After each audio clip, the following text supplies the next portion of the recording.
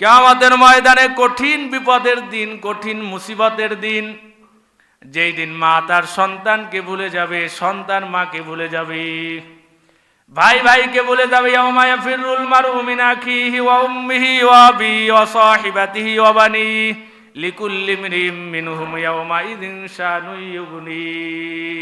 সেদিন ভাই ভাইয়ের থেকে পালাতে শুরু করবে, বন্ধু বন্ধুর থেকে পালাতে শুরু করবে, স্বামী স্ত্রী থেকে পালাতে শুরু করবে, স্ত্রী স্বামী থেকে পালাবে। কত বড় ভয়াবহ পরিস্থিতি হলে, কত বড় ভয়ঙ্কর অবস্থা হলে মা সন্তান থেকে পালাতে পারে, আপনি চিন্তা করেছেন? কত বড় ভয়াবহ পরিস্থিতি হলে। আল্লাহ তাআলা বলেন, যদি কেউ মুমিনকে ইচ্ছা করে হত্যা করে, কোন মুমিনকে যদি হত্যা করে, ফাজাযাউহু জাহান্নাম খালিদান ফিহা, তাহলে তার জায়গা হবে, স্থান হবে সরাসরি জাহান্নামের কথা আল্লাহ তাআলা বলেছেন যে তার স্থান হবে জাহান্নাম। ওয়াগাদিবাল্লাহু আলাইহি, শুধু জাহান্নাম নয় বরং ওয়াগাদিবাল্লাহু আলাইহি, আল্লাহ তার উপর ক্রোধান্বিত হবেন, রাগান্বিত হবেন। ওয়ালাআনাহু, শুধু রাগান্বিত হয়ে ক্ষান্ত হবেন না, ওয়ালাআনাহু ওয়া আ'আদ্দা লাহু আযাবান আযীমা, তার উপর লানত করবেন, অভিসম্পাত দিবেন, এবং তার জন্য আ'আদ্দা লাহু আযাবান আযীমা, তার জন্য কঠিন শাস্তি, মর্মন্তুদ শাস্তি, মর্মন্তুদ আযাব রয়েছে তার জন্য।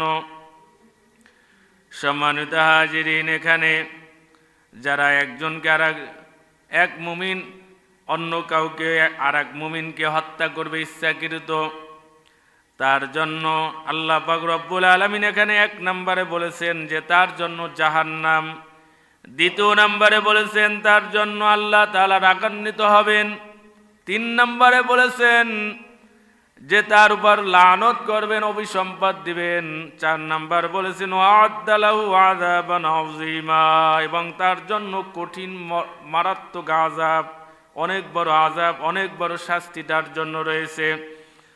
সম্মানিত হাজিরিন, আযাবান আযীমা, এখানে যদিও আল্লাহ তাআলা শাস্তি নির্ধারণ করেন নাই, এর কারণ হচ্ছে আল্লাহ পাক রব্বুল আলামিন কোরআনের মধ্যে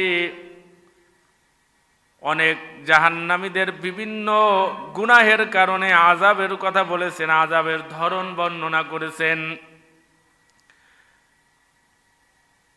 জান্নাতের বর্ণনা দিতে গিয়ে কোন কোন জায়গায় জান্নাতের নিয়ামতের বর্ণনা দিয়েছেন, কিন্তু তিনি অনেক জায়গায় এরকম বলেছেন যে এমন নিয়ামত আল্লাহ তাআলা ওখানে দান করবেন যেগুলো মানুষ কোনোদিন কল্পনাও করে নাই, কল্পনার বাইরে নিয়ামত দান করবেন। ঠিক তেমনি ভাবে আযাবের ব্যাপারও আল্লাহ পাক রব্বুল আলামিন কোন কোন জায়গায় আযাবান আযীমা, আযাবান আলীম, এরকম বিভিন্ন শব্দ ব্যবহার করে মর্মন্তুদ শাস্তি, কঠিন আযাব এরকম বর্ণনা করে আল্লাহ তাআলা বুঝাতে চেয়েছেন যে তার জন্য অসংখ্য অগণিত আযাব এবং শাস্তি রয়েছে, যেগুলো ধরন বর্ণনা করে শেষ করা সম্ভব নয়। ঠিক তেমনিভাবে এখানে মানুষকে হত্যা করলে ওইভাবে আল্লাহ পাক রব্বুল আলামিন তার জন্য অনেক ধরনের আযাব ওখানে রেখে দিয়েছেন। যেরকম দুনিয়ার মধ্যে কোন কোন আসামির ক্ষেত্রে বিভিন্ন শাস্তির অবস্থান নির্ধারণ করা থাকে, এই অপরাধের জন্য এই শাস্তি, সেই অপরাধের জন্য সেই শাস্তি, এরকম বিভিন্ন শাস্তির কথা উল্লেখ থাকে, নির্ধারণ করা থাকে। কিন্তু আবার কোন কোন জায়গায় কোন কোন আসামিকে ধরে এরপরে বলা হয় যে একে ধরো এবং ইচ্ছা মতো দাও, ইচ্ছা মতো শাস্তি দাও। তার মানে এখানে শাস্তির ধরন বর্ণনা করা হয় নাই, তার মানে এখানে তার জন্য বিভিন্ন ধরনের শাস্তি হতে পারে। সম্মানিত হাজিরিন, তো আল্লাহ পাক রব্বুল আলামিন ঠিক তেমনি ভাবে সূরা নিসার 93 নম্বর আয়াতে এভাবেই বলেছেন যে যারা এরকম মানুষকে হত্যা করবে তাদের জন্য কঠিন আযাব আল্লাহ তাআলা রেখে দিয়েছেন। এরপরে আসেন সূরা মাইদার ৩২ নম্বর আয়াত। ৩২ নম্বর আয়াতের কিছু অংশ। মানুষকে হত্যা করা কত বড় মারাত্মক গুনাহ, এই আয়াতে আল্লাহ তাআলা বলেছেন, মান কাতালা নাফসান বিগাইরি নাফসিন আও ফাসাদিন ফিল আরদি ফাকান্নামা কাতালান নাস জামিআ ওয়া মান আহইয়াহা ফাকান্নামা আহইয়ান নাস জামিআ। আল্লাহ বলেন যে মানুষকে হত্যা করা, অন্যায়ভাবে কোনো মানুষকে হত্যা করা, এটা এত বড় মারাত্মক যে কেউ যদি কাউকে, একজন মানুষকে যদি হত্যা করে, তাহলে সে যেন তামাম দুনিয়ার মানুষকে হত্যা করল। এরপরে কেউ যদি কাউকে বাঁচিয়ে রাখে, জীবিত রাখে, হত্যা থেকে বাঁচায়, তাহলে সে যেন তামাম দুনিয়ার মানুষকে বাঁচালো।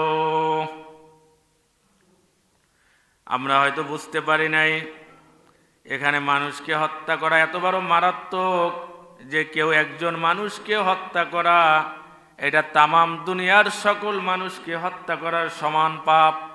সে যেন তামাম দুনিয়ার মানুষকে হত্যা করলো। আবার কেউ যদি কাউকে হত্যা থেকে বাঁচিয়ে রাখে, তাহলে সে যেন তামাম দুনিয়ার মানুষকে বাঁচালো। অর্থাৎ কেউ যদি কাউকে অন্যায়ভাবে হত্যা করে, সে যেন তামাম দুনিয়ার মানুষকে হত্যা করলে যেই গুনাহ হবে সেই গুনাহ তার হবে। আর কেউ যদি এই হত্যা থেকে কাউকে বাঁচাতে পারে, তাহলে সে যেন তামাম দুনিয়ার সকল মানুষকে বাঁচালো।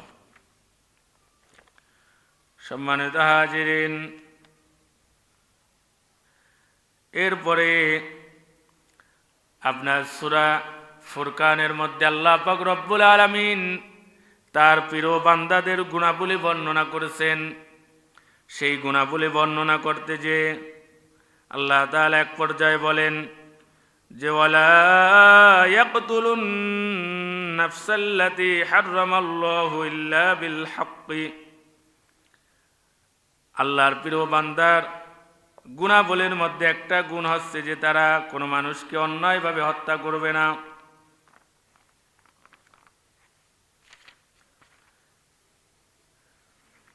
এরপরে সূরা আলে ইমরানের 22 নম্বর আয়াতে আল্লাহ তাআলা বলেছেন, ইন্নাল্লাযীনা ইয়াকফুরুনা বিআয়াতিল্লাহি ওয়া ইয়াকতুলুনান নাবিয়্যিনা বিগাইরি হাক্কিন ওয়া ইয়াকতুলুনাল্লাযীনা ইয়া'মুরুনা বিল কিসতি ويقتلون الذين يأمرون بالقسط من الناس فبشرهم بعذاب أليم।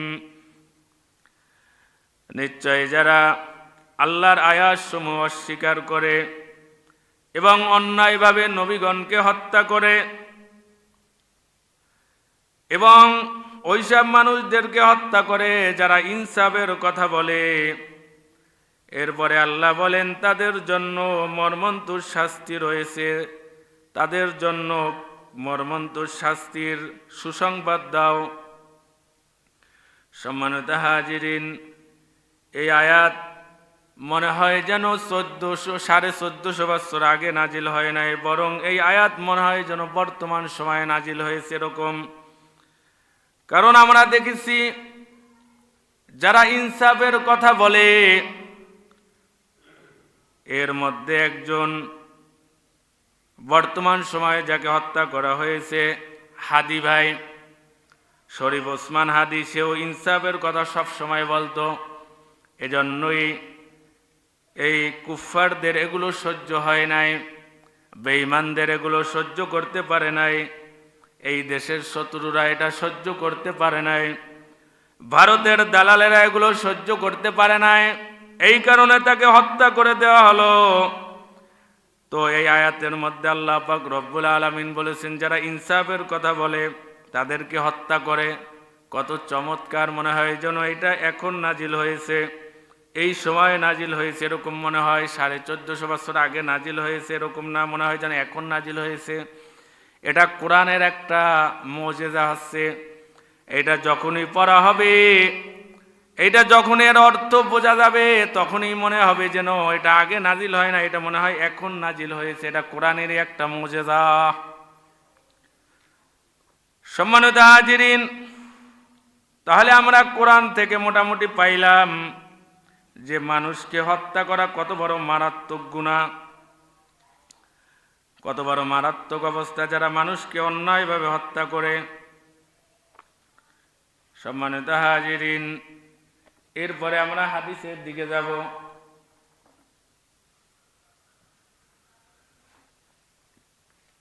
হাদিসের মধ্যে এই ব্যাপারে কি বলা হয়েছে সেটা আমরা দেখব। সম্মানিত হাজিরিন,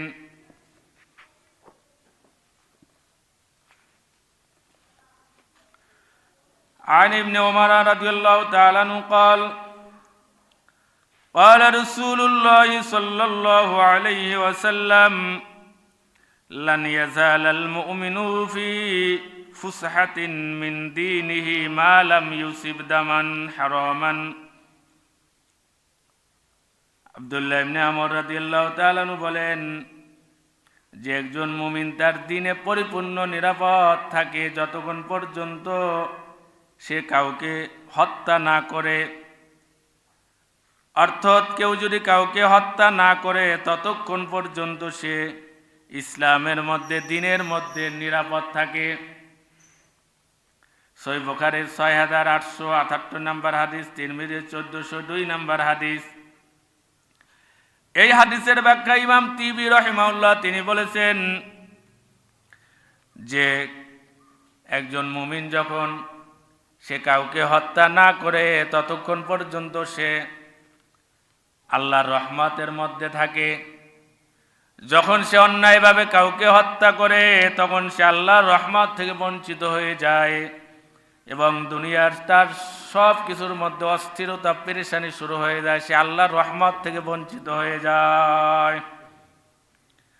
তখন তার নেক কাজ ভালো লাগে না, কেমন জানি পেরেশানির মধ্যে পড়ে যায়, তার মনের মধ্যে ভয় এসে যায়, কোনো কিছুই তার ভালো লাগে না। সম্মানিত হাজিরিন, এরপরে হাদিস শুনেন। আন আব্দুল্লাহ ইবনে আমর রাদিয়াল্লাহু তাআলা আনহু عن عبد الله بن عمرو رضي الله تعالى عنه قال قال رسول الله صلى الله عليه وسلم من قتل معاهدا لم يرح راحية الجنة وإن ريحها توجد من مسيرة 40 قريبا رواه বুখারী। সহিহ বুখারীর ৩১৬৬ নম্বর হাদিস। আল্লাহ রাসূল বলেন, কোন ব্যক্তি যদি মুআহিদকে হত্যা করে। মুআহিদ কাকে বলা হয়? যারা মুসলমানদের দেশে জিজিয়া কর দিয়া তারা এই চুক্তিতে মুসলমানদের দেশে বসবাস করে, তারা এখানে বসবাস করবে, অথবা যুদ্ধে বন্দী এরকম কাফের যারা বন্দী হয়ে মুসলমানদের নিকট বসবাস করে, শর্ত দিয়া তারা বসবাস করে, জিজিয়া দিয়া বা কর দিয়া তারা বসবাস করে। এরপরে যদি সেই কাফের যদি কেউ হত্যা করে, তাহলে আল্লাহ রসুল বলেছেন সে জান্নাত তো দূরের কথা, জান্নাতের ঘেরানো পাবে না। বলেন না নাউজুবিল্লাহ। চিন্তা করছেন, সেই একজন কাফেরকে অন্যায়ভাবে হত্যা করলেও সে জান্নাত তো দূরের কথা, জান্নাতের সুঘেরানো পাবে না। তাহলে একটা মুসলমানকে হত্যা করলে কত বড় মারাত্মক, এবার চিন্তা করেন। এবং নবীজি বলেছেন যে জান্নাতের সেই 40 বছর দূর থেকে পাওয়া যায়।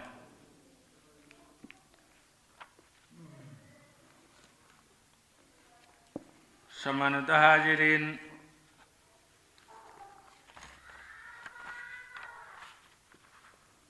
এরপরে আসেন আন আব্দুল্লাহ ইবনে আমর রাদিয়াল্লাহু তাআলা আনহু আন্না নবী সাল্লাল্লাহু আলাইহি ওয়াসাল্লাম লাযাওয়ালুদ দুনিয়া আহওয়ানু আলাল্লাহি মিন কতলি রাজুলিন মুসলিমিন। তিরমিজির 1395 নম্বর হাদিস। আব্দুল্লাহ ইবনে আমর রাদিয়াল্লাহু তাআলা আনহু বলেন, আল্লাহ রাসূল বলেছেন যে এই দুনিয়া ধ্বংস হয়ে যাওয়া আল্লাহর নিকট যত কঠিন, তার চাইতেও কঠিন হচ্ছে কোনো মুসলমানকে হত্যা করা। কোনো মুসলমান তাকে হত্যা করা হোক, এইটা আল্লাহ তাআলার কাছে যত কঠিন তার চাইতে বেশি, দুনিয়া ধ্বংস হওয়া আল্লাহ তাআলার কাছে তার চাইতে কি সহজ বিষয়। তার মানে আপনি কি বুঝলেন যে দুনিয়া ধ্বংস হয়ে যাওয়া এটা আল্লাহ তাআলার কাছে তেমন কোনো কঠিন বিষয় নয়, তেমন গুরুত্বপূর্ণ বিষয় নয়। কিন্তু কোনো মুসলমানকে হত্যা করা এটা গুরুত্বপূর্ণ বিষয়। তার মানে আপনি কি বুঝলেন, এই তামাম দুনিয়া আল্লাহ পাক রব্বুল আলামিন সাজিয়েছেন কাদের জন্য? মুমিনদের জন্য। কাদের জন্য বলেন? মুমিনদের জন্য আল্লাহ তাআলা আসমান জমিন সাজিয়েছেন। সব কিছু আল্লাহ তাআলা মুমিনদের জন্য করেছেন। এই জন্য আল্লাহ রাসূলের এক সাহাবী বাইতুল্লাহর দিকে তাকিয়ে বলতেছেন, হে বাইতুল্লাহ, আল্লাহর ঘর, বাইতুল্লাহর চাইতে দামি কোনো জিনিস নাই, আছে নাকি? যেখানে 1 রাকাত নামাজ পড়লে 1 লক্ষ রাকাত নামাজের সব পাওয়া যায়।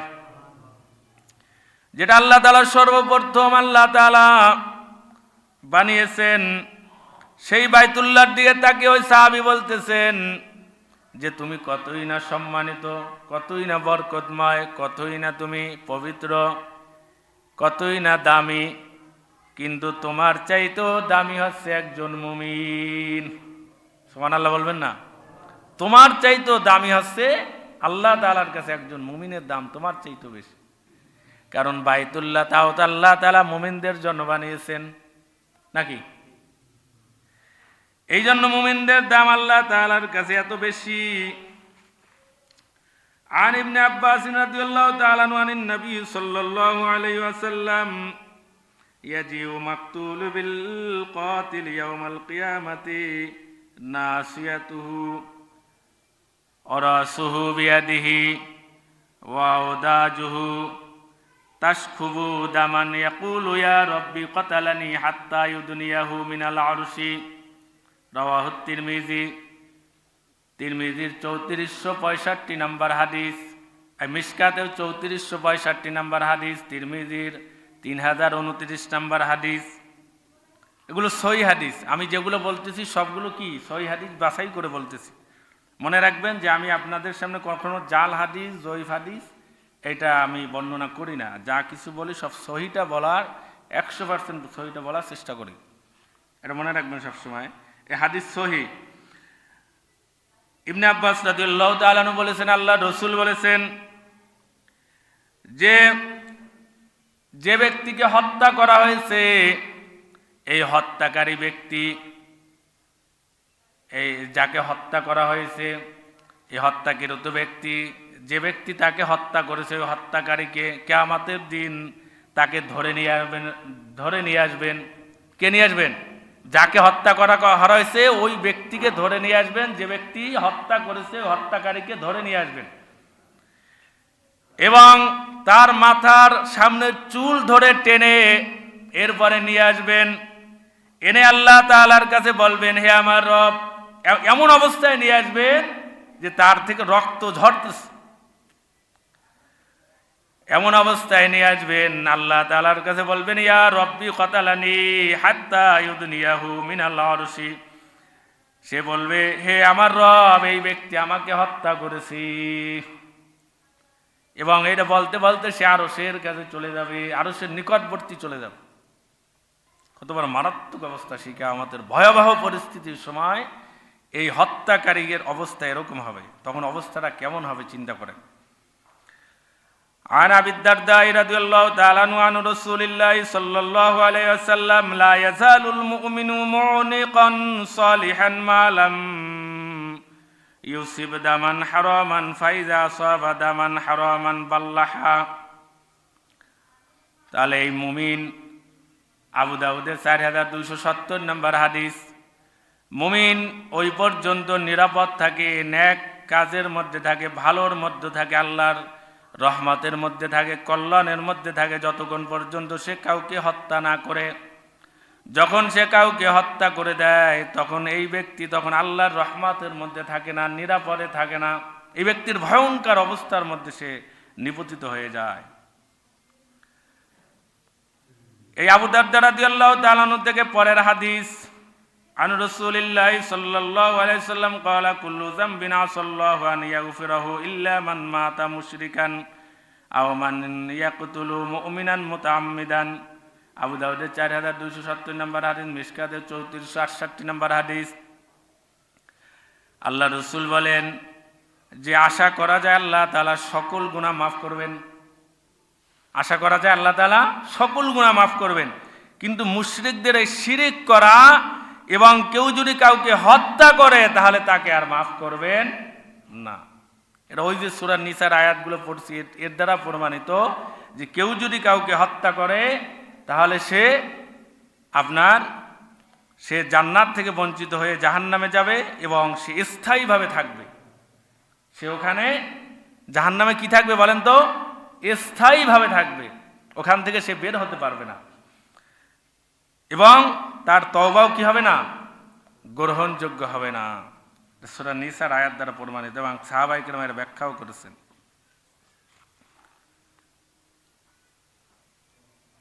সম্মানিত হাজিরিন, কেউ যদি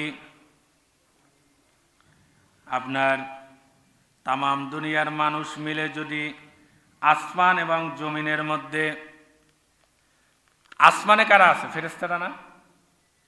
আসমানের মধ্যে যারা আছে এই সকল ফেরেশতা মিলে এবং জমিনের মধ্যে যত মানুষ আছে সবাই মিলে যদি একজন মানুষকে হত্যা করে, কথা খেয়াল করবেন, আসমানে যত ফেরেশতা আছে, জমিনে যত মানুষ আছে, সকল মানুষ মিলে যদি একজন মানুষকে হত্যা করে তাহলে আল্লাহ তাআলা এই সকল অধিবাসীদেরকে, আসমানবাসী এবং জমিনবাসী সকলকে আল্লাহ তাআলা জাহান্নামে নিক্ষেপ করবে।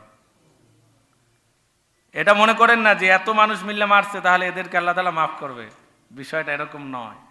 বরং আসমানের, এখানে আল্লাহ রসুল আসমানের ফেরেশতা সম্পর্কে বলেছেন যে আসমানে যত অধিবাসী আছে, ফেরেশতা আছে, এটা সবাই মিলে যদি, এবং জমিনে যত মানুষ আছে সকলে মিলে যদি একজন মানুষকে হত্যা করে তাহলে আল্লাহ তাআলা এই সকল আসমানবাসী এবং এই জমিনবাসী সকল মানুষদেরকে আল্লাহ তাআলা জাহান্নামে নিক্ষেপ করবেন।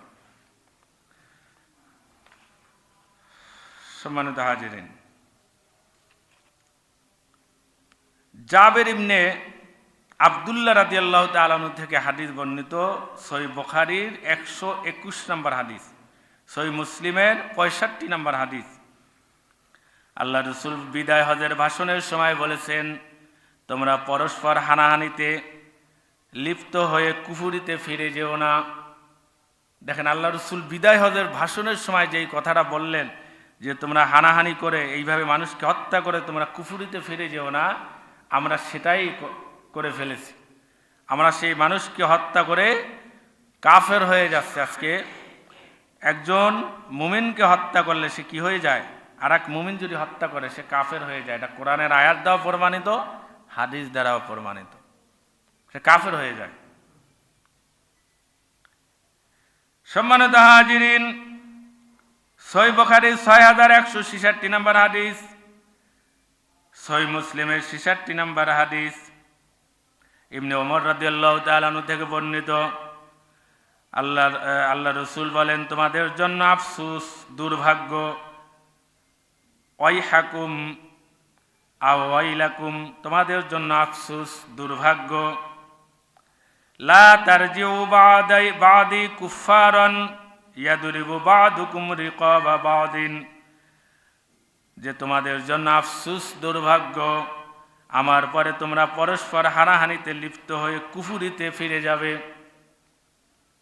আমার পরে তোমরা হানাহানিতে লিপ্ত হয়ে কোথায় ফিরে যাবে? কুফরিতে, মানে কাফের হয়ে যাবে তোমরা। তাহলে কি বুঝলাম? এই হাদিস দ্বারা বুঝলাম যে ব্যক্তি, একজন মুমিন যদি আর একজন মুমিনকে হত্যা করে সে কি হয়ে যায়? কাফের হয়ে যায়। কিয়ামতের দিন সর্বপ্রথম কিসের বিচার হবে বলেন? এই রক্তের বদলা নেওয়া হবে, হত্যার বিচার হবে। এখন আপনারা এতদিন শুনেছেন আউয়ালু মা ইউহাসাবু বিহিল আবদু ইয়াউমাল কিয়ামাতিস সালাহ। এটা শুনছেন না? আজ কিয়ামতের দিন সর্বপ্রথম সালাত বা নামাজের হিসাব হবে, এটা শুনছেন না? এই হাদিসে সহিহ ইবনে মাজার মধ্যে। তো এক হাদিসে কি আসলো? সহিহ বুখারী মুসলিমের হাদিসে আসলো যে সর্বপ্রথম কিয়ামতের দিন হত্যার বিচার হবে। কেউ যদি কাউকে হত্যা করে তার বিচারটা সর্বপ্রথম হবে। তাহলে কত কঠিন বিষয়, এটা বোঝার বিষয়। আর একটা বিষয় যে এখানে হাদিসের মধ্যে বৈপরীত্য বেঁধেছে, এখানে হাদিসের মধ্যে বিপরীত আসছে। এখন ওই ওই যে একটা আবুল সরকার নামে একটা পাগল আসছিল না, মনে নাই? যারা আলেমরা ওই সাধারণ মুসলমান দাবরাইয়া ইসের মধ্যে ফেলাইছিল, কুয়ার মধ্যে, খালের মধ্যে, পুকুরের মধ্যে, পানির মধ্যে ফেলাইছিল না, দেখেন না? এরকম পাগল নাস্তিক মার্কা, ফেরাউনের চাইতে বড় নাস্তিক মার্কা লোক হলে বলবে যে নবীর এর কথার আগামাতা নাই, এক এক জায়গায় এক এক রকম কথা বলে। এই আহম্বক বলছিল না যে আল্লাহ এক এক জায়গায় এক এক রকমের কথা বলে, তার কথার কোনো আগামাতা পায় না বলে। তো এরকম বেঈমান হলে, নাস্তিক হলে সে তো বলবে যে নবীজির এক এক কথা এক এক জায়গায় এক এক রকম বলেছে। কিন্তু আল্লাহ রসুলের উভয় কথাই ঠিক আছে। এখানে হচ্ছে আপনার নিজের মন মতো বুঝলে হবে না, মুহাদ্দিসিনে কেরামের তাদের গবেষণায় আপনাকে বুঝতে হবে। মুহাদ্দিসিনে কেরামের ব্যাখ্যায় বলেছেন যে আল্লাহর সাথে সম্পর্কেও যত গুনাহ আছে, আল্লাহর সাথে বান্দার সম্পর্কের যে গুনাহ আছে, এর মধ্যে সর্বপ্রথম নামাজের হিসাবটা সর্বপ্রথম হবে।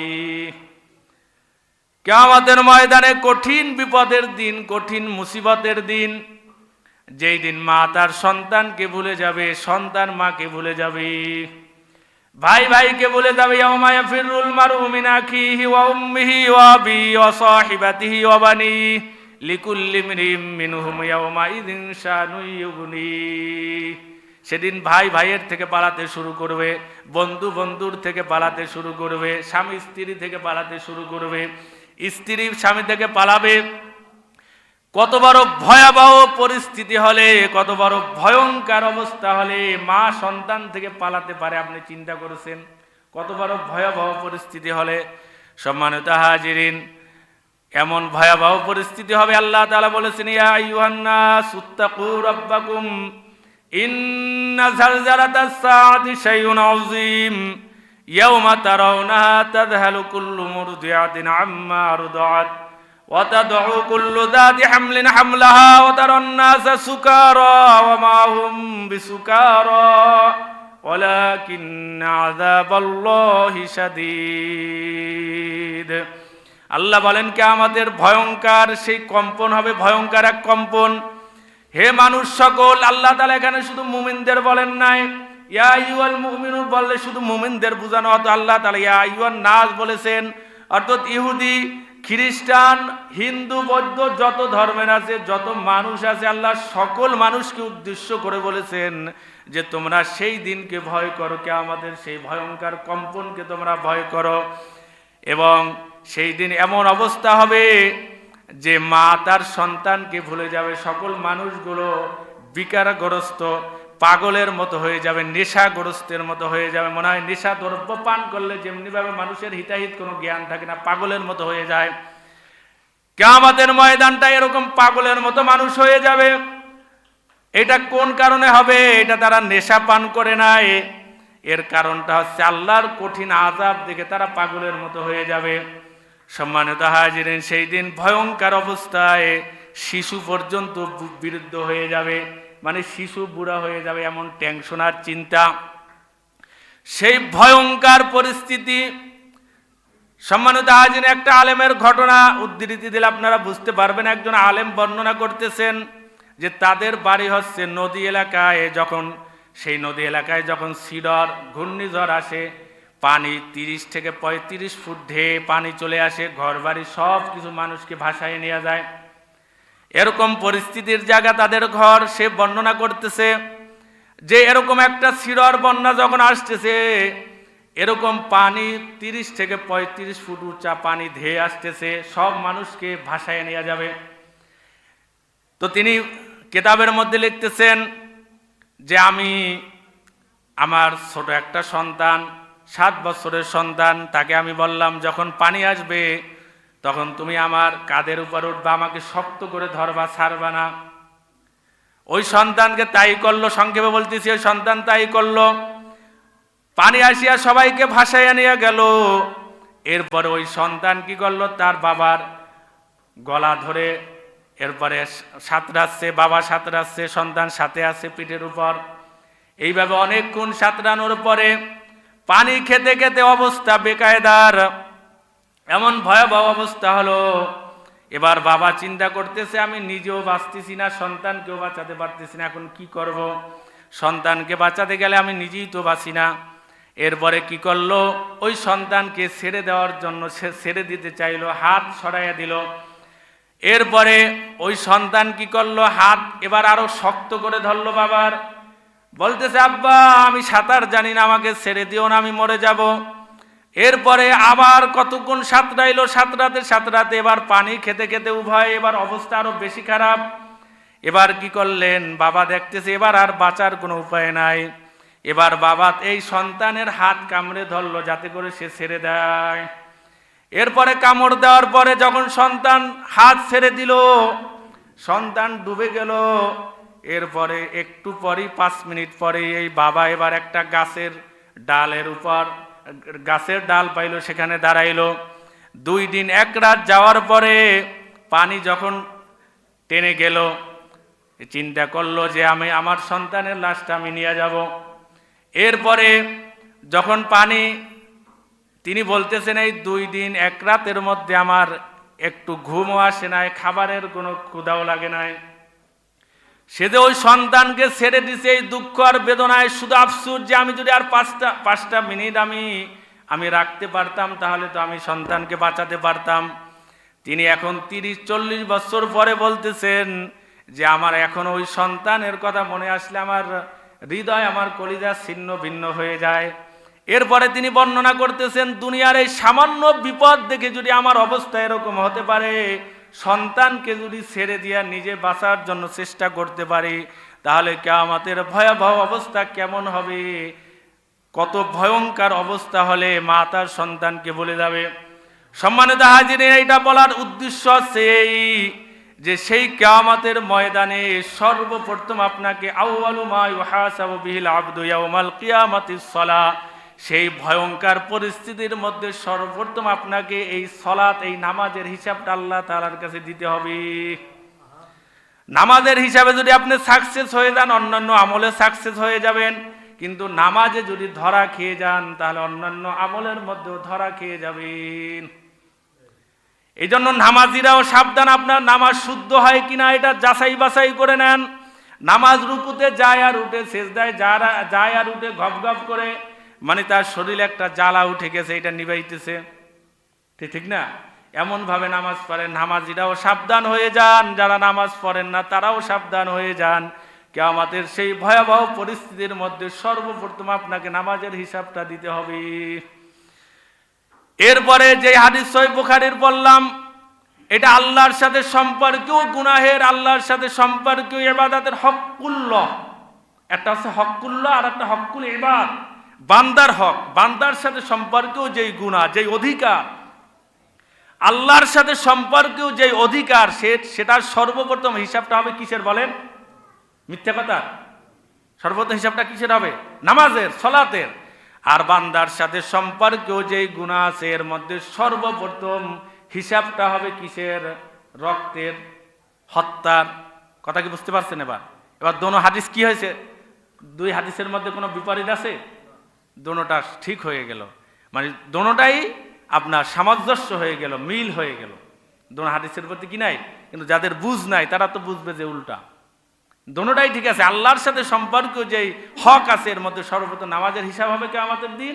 আর বান্দার সাথে সম্পর্ক যে গুনাহ আছে, আপনার একজন আরেকজনকে যে আপনার করে বিভিন্ন গালিগালাজ করে, তারপরে আপনার বিভিন্ন জমি সম্পদ বিভিন্নভাবে যে একজন আরেকজনের সাথে যে সম্পর্ক যে গুনাহগুলো আছে, গিবাত আছে, চুগলখড়ি আছে, এইভাবে এর মধ্যে সর্বপ্রথম এই খুনের, হত্যার বদলাটা বা এই হিসাবটা, এই বিচারটা কিয়ামতের দিন সর্বপ্রথম হবে।